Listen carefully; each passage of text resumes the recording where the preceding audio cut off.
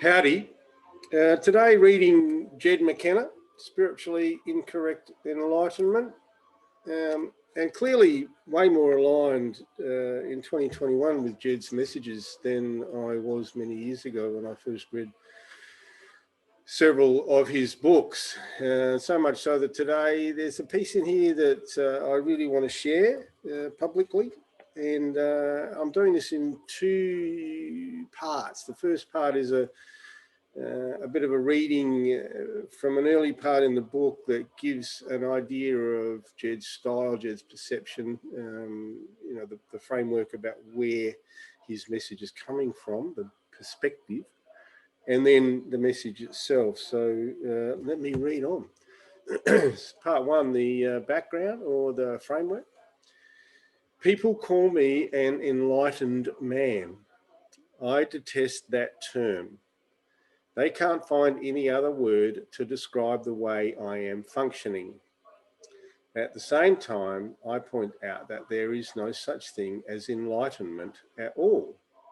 I say that because all my life I searched and wanted to be an enlightened man, and I discovered that there is no such thing as enlightenment at all.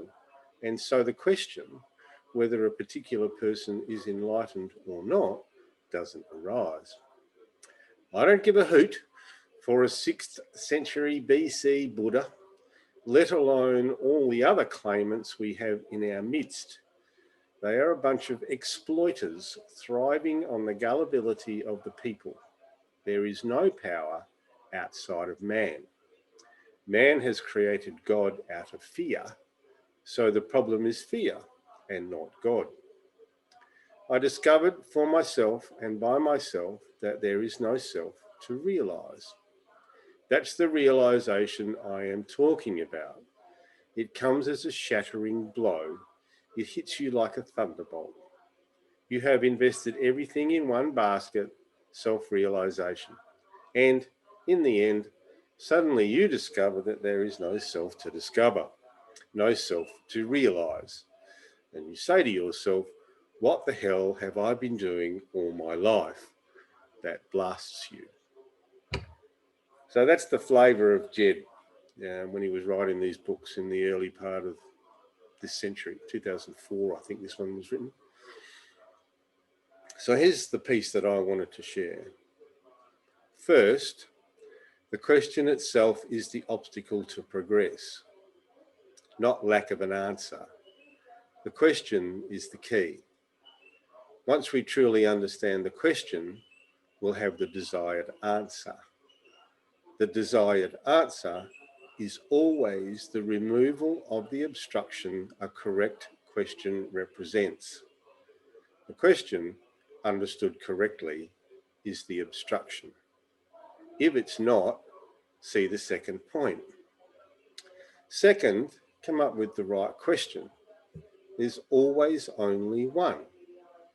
Wherever you are right now is where you're stuck, and the only question that ever matters is the one that gets you unstuck, that takes you one step further. All other questions are fear-based, ego-sparing time killers. Forget concepts and ideas, forget past and future, forget mankind and society, forget God and love, forget truth and spirituality. Find that one question, the exact question that ego doesn't want you to ask. Put your full attention on it. That's how progress is made. Everything else is a stall tactic. To move forward, you must figure out exactly what is obstructing you.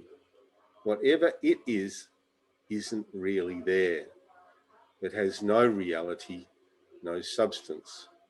It's your own creation, a phantom lurking in the shadows of your mind, a shadow demon. Your obstructions are your demons, and your demons are shadow dwellers. They live and thrive in the half-light of ignorance. So the way to slay a demon is by illuminating it with the full force and power of your focused attention, by looking at it, hard. Banish shadow with light and see for yourself that no obstruction exists, nor ever did. We create our demons and we feed them. To awaken, we must slay them. That's really the whole process. Slay one demon, take one step, repeat. From Jed McKenna, Spiritually Incorrect Enlightenment. Hope you get something out of it. Have a great day.